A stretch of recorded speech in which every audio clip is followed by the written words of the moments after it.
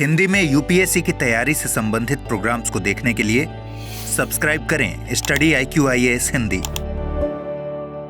हिंदू महिलाओं को अपनी संपत्ति पर क्या पूर्ण स्वामित्व मिलना चाहिए या किसी विशेष कारणवश या वसीयत में कुछ ऐसी बात लिखी गई है जिसके आधार पर उनके स्वामित्व को लेकर के प्रश्नवाचक चिन्ह खड़े किए जाने चाहिए। इन सभी मुद्दों पर आज की चर्चा में हम लोग बातचीत करेंगे, क्योंकि माननीय सर्वोच्च न्यायालय ने इस मुद्दे पर बहुत विस्तार से विचार करने का फैसला लिया है और इसमें ये बातें निहित हैं कि ये जो निर्णय है बड़ी बेंच के द्वारा किया जाएगा।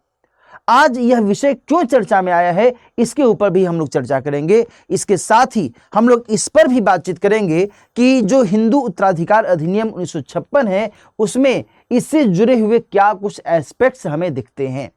सामने पैनल पर मैंने वो खबर मेंशन की हुई है जिसमें ये बात इंडिकेट की जा रही है कि माननीय सर्वोच्च न्यायालय के द्वारा इस मामले में अब सुनवाई की जाएगी। ये सुनवाई बड़ी बेंच के द्वारा किया जाएगा। मैंने अभी आपको बताया हिंदू महिलाओं के संपत्ति अधिकार पर फैसला लेने से संबंधित कार्रवाई की जाएगी और हिंदू उत्तराधिकार अधिनियम 1956 के तहत जो एक सेक्शन 14 है उसी से संबंधित मामले को एक एक करके देखा जाएगा, क्योंकि इसी में दो ऐसे एंगल हैं जिसमें माननीय सर्वोच्च न्यायालय और अलग अलग स्तरों पर जो न्यायिक निर्णय दिए गए हैं उसमें कुछ अलग अलग बातें कही गई हैं और इसी के कारण से इस ऊहापोह को समाप्त करने की कोशिश अब की जाएगी ताकि एक क्लैरिटी हर स्तर पर देखी जा सके। दोस्तों, वर्तमान में जो मुद्दा उभरा है उसमें यह देखा गया है कि 1965 में एक केस आया था जिसमें कंवर भान नाम के एक व्यक्ति हैं जिन्होंने अपनी पत्नी को जमीन के एक टुकड़े पर अपना अधिकार दिया था। उनको कहा था कि आप इस जमीन के टुकड़े का इस्तेमाल कीजिए और बिना किसी हिचकिचाहट के आप इसके जरिए अपना जीवन चला सकते हैं, इसमें हमें कोई दिक्कत नहीं है। बाद में उन्होंने यह भी कहा था कि देखिए आप इस जमीन के टुकड़े को मेरे मरने के बाद यानी मेरी मृत्यु के बाद मेरे उत्तराधिकारी को वापस दे दीजिएगा, लेकिन इन्होंने ऐसा नहीं किया और इन्होंने खुद ही उस जमीन का स्वामित्व मान लिया कि भाई मैं ही इस जमीन की मालिक हूं और देन फिर उन्होंने इसके आधार पर वो जमीन का टुकड़ा किसी दूसरे व्यक्ति को बेच दिया और देन फिर ये मामला डिस्प्यूट के तौर पर सामने आ गया और इसी के कंटेक्स्ट में ट्रायल कोर्ट के द्वारा तुलसम्मा बनाम शेषा रेड्डी वाद का हवाला दिया गया, जो कि माननीय सर्वोच्च न्यायालय के द्वारा एक महत्वपूर्ण फैसले से जुड़ा हुआ था। और इसमें जो एक बात निकल कर सामने आती है उसमें जिस धारा 14 की बात कर रहे हैं उसमें धारा 14(1) का हवाला दिया गया था। माननीय सर्वोच्च न्यायालय ने ये बात कही थी 1977 में।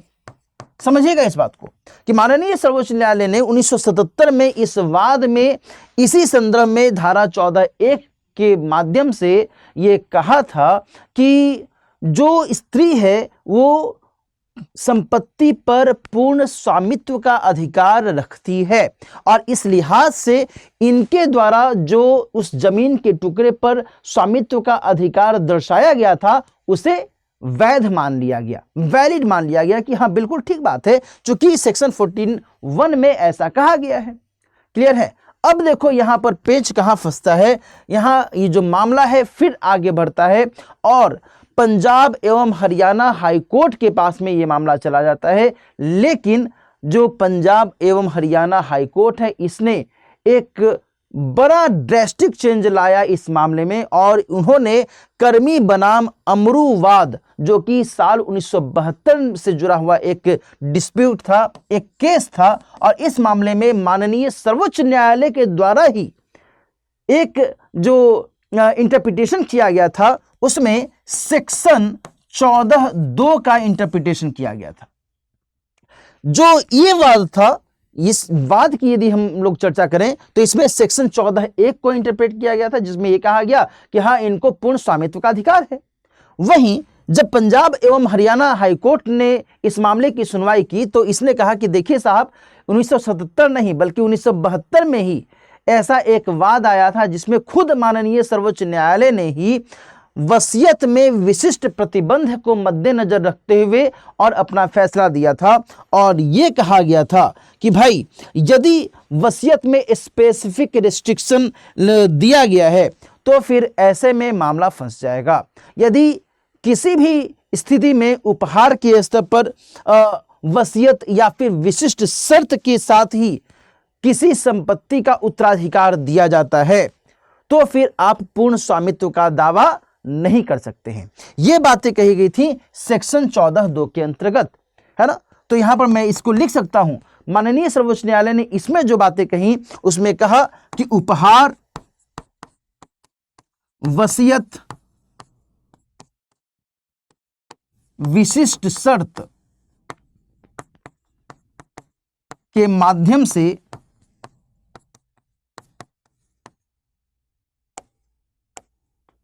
यदि उत्तराधिकार दिया गया है तो फिर ऐसे में आप स्वामित्व का दावा नहीं कर सकती। स्वचालित तौर पर यानी कि ऑटोमेटिकली आप इसकी पूर्ण स्वामी नहीं बन सकती हैं।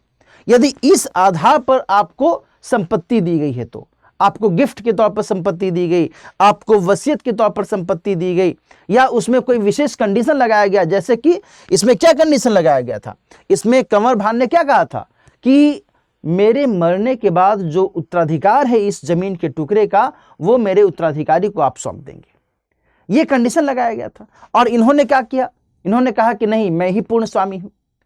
तो 14(1) के हिसाब से तो आपकी बात मान ली जाएगी, लेकिन जो धारा 14(2) है इसके हिसाब से आपकी बात नहीं मानी जा सकती, क्योंकि आप पूर्ण स्वामित्व का दावा नहीं कर सकती हैं, है ना। और ये दोनों ही मामले माननीय सर्वोच्च न्यायालय के द्वारा ही अलग अलग समय में किए गए हैं और इसी के कारण जो यह एक कंफ्यूजन है, ये कंफ्यूजन क्रिएट हो जाता है कि कभी सर्वोच्च न्यायालय कहता है कि जो हिंदू महिला हैं वो जमीन पर या फिर संपत्ति पर पूर्ण स्वामित्व रखती हैं, और कभी इसी न्यायालय के द्वारा कहा जाता है कि नहीं, उनको किसी खास कंडीशन में पूर्ण स्वामित्व नहीं मिल सकता।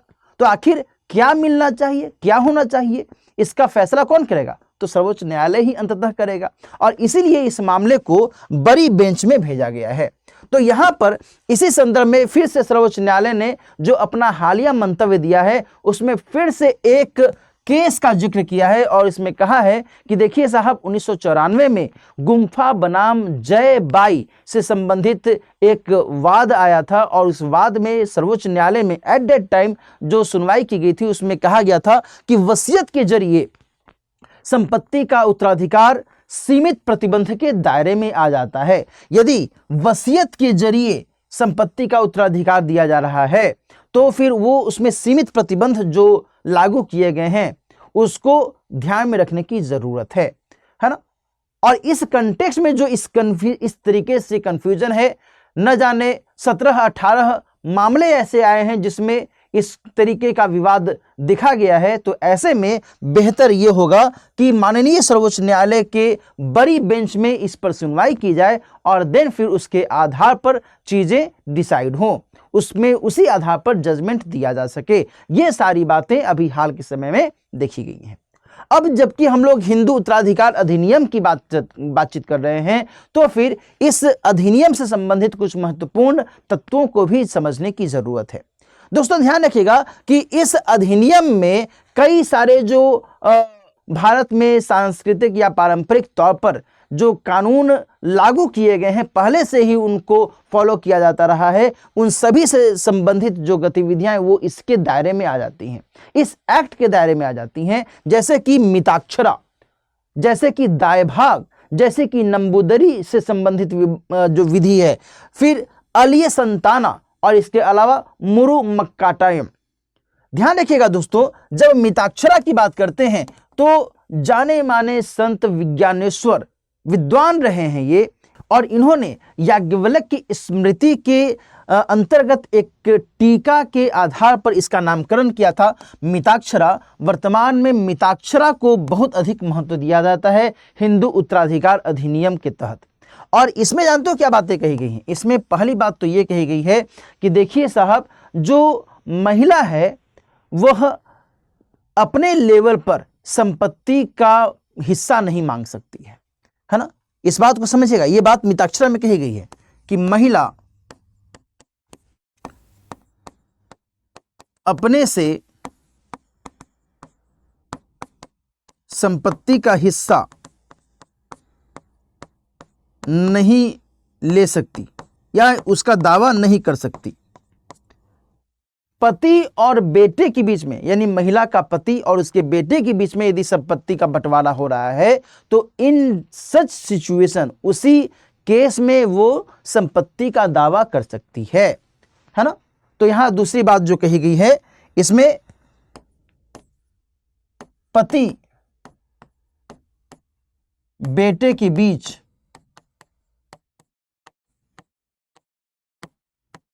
बंटवारे की स्थिति में ही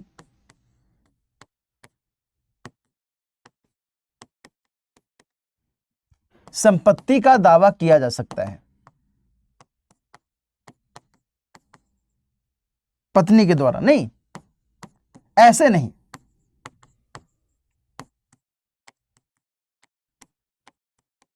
ठीक है, जब बंटवारा होगा तो बाप, बेटा और जो मां है उसकी, इन तीनों के बीच में ये बंटवारा हो सकता है। वो खुद से ही नहीं कर सकती कि नहीं मुझे बांट करके दे दो, ऐसा वो नहीं कर सकती है। ये बातें मिताक्षरा में कही गई हैं, है ना। इसके अलावा दोस्तों ध्यान रखिएगा कि जन्म से जो उत्तराधिकार है वो यहां पर मिताक्षरा के अंतर्गत दिया जाता है। जन्म से उत्तराधिकार, जन्म से उत्तराधिकार, ठीक है, ये सारी बातें मिताक्षरा में की गई हैं। वहीं जब हम लोग दाएं भाग की बात करें तो दाएं भाग की जो रचना है ये जिमुत वाहन नाम के विद्वान के द्वारा की गई है। जिमुत वाहन, ध्यान रखिएगा। और ये जो दाएं भाग है ये बंगाल और असम के क्षेत्र में बहुत अधिक महत्वपूर्ण माना जाता है, बंगाल और असम के क्षेत्र में।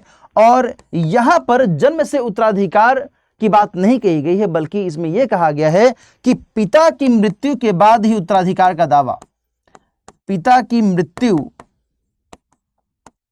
के बाद उत्तराधिकार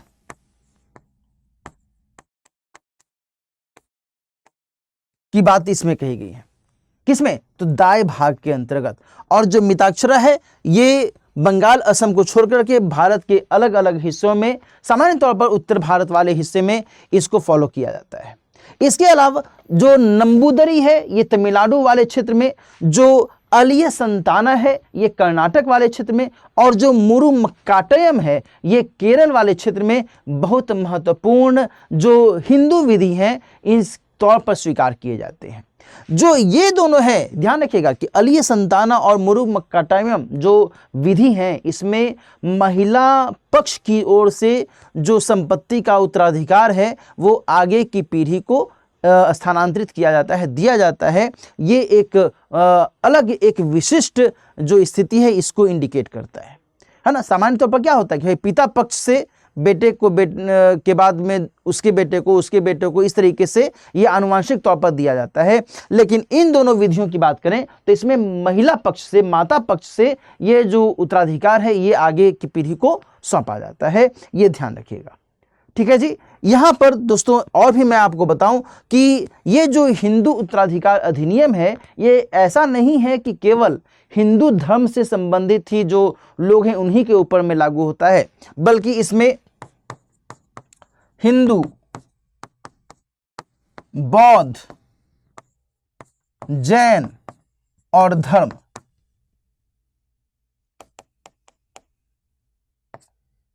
और सिख, इन सभी पर यह लागू होता है। ठीक है ना। एग्जाम में इस तरीके से सवाल पूछा जा सकता है। इसके अलावा किन धर्मों पर यह लागू नहीं होता है? तो मुस्लिम, पारसी, ईसाई और यहूदी, इन धर्मों पर लागू नहीं होता है। इसके अलावा जो अनुसूचित जनजातियां हैं, अनुसूचित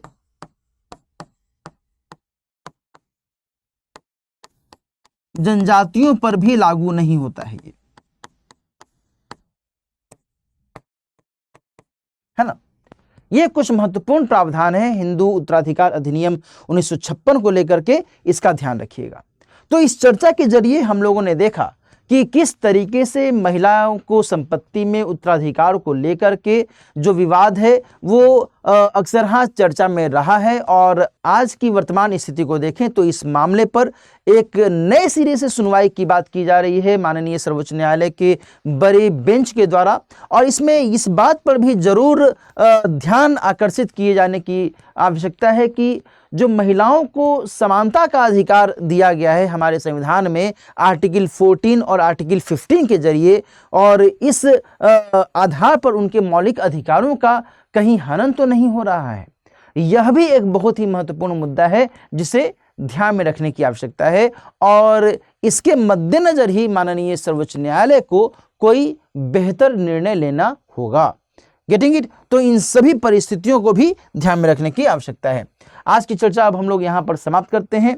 इसके अलावा एक महत्वपूर्ण सूचना मैं आपको दे दूं कि यदि आप सिविल सेवा परीक्षा की तैयारी कर रहे हैं और आप चाहते हैं कि बेहतर तरीके से अपनी जीएस की तैयारी करें, तो आपका स्वागत है इस खास P2I फाउंडेशन बैच के अंतर्गत, जिसकी शुरुआत हो रही है आज ही से, यानी 17 दिसंबर से। ध्यान रखिएगा कि यदि आप 2026 के मद्देनजर आप इस कोर्स को ज्वाइन करना चाहते हैं तो राइट नाउ 28,999 रुपये में आप इस कोर्स से जुड़ करके और जीएस की कंप्लीट तैयारी कर सकते हैं। इसके अलावा यदि आप 2027 को टारगेट करते हुए सिविल सेवा परीक्षा की तैयारी करना चाहते हैं तो आप मात्र 34,999 रुपये में इस संपूर्ण कोर्स का लाभ उठा सकते हैं। दोस्तों, हिंदी, इंग्लिश और इंग्लिश इन 3 मीडियम में आप इस कोर्स से जुड़ सकते हैं। कोई भी आप माध्यम चुन करके और जीएस की संपूर्ण तैयारी कर सकते हैं। दोस्तों, इसके अंतर्गत ध्यान रखिएगा कि दिलीप लाइव कोड का आप इस्तेमाल करेंगे तो आपको मैक्सिमम डिस्काउंट मिलेगा और इसके जरिए आपको एडमिशन लेने में भी आसानी होगी। तो ये एक बहुत ही महत्वपूर्ण जानकारी है। इसके अलावा यदि आप सिविल सेवा परीक्षा की तैयारी कर रहे हैं और आप चाहते हैं कि बेहतर से बेहतर स्टडी मटेरियल आपके पास में अवेलेबल हो, तो आप यूपीएससी प्रिपरेशन बॉक्स को परचेज कर सकते हैं। Right now Dilip live code का इस्तेमाल करते हुए मात्र 5399 रुपये में ये जो सिलेक्शन बॉक्स है, ये जो प्रिपरेशन बॉक्स है, आप इसके जरिए अपने संपूर्ण स्टडी मटेरियल का इस्तेमाल करते हुए सिविल सेवा परीक्षा की तैयारी और शानदार तरीके से कर सकते हैं। इसके अलावा यदि आप मुझसे जुड़ना चाहते हैं तो मेरा ये मेल आईडी है dilip.kumar@studiiq.com। आप इसके जरिए अपनी कोई भी क्वेरी मुझसे पूछ सकते हैं। ये मेरा टेलीग्राम चैनल का आईडी है, आप इसको सब्सक्राइब कर लीजिएगा।